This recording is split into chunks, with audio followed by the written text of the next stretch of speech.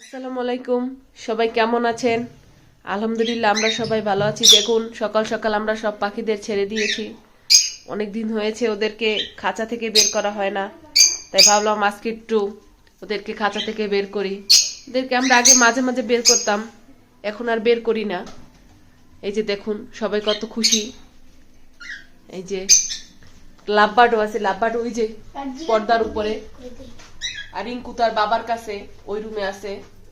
দেখুন কি দুষ্টুমি করতেছে।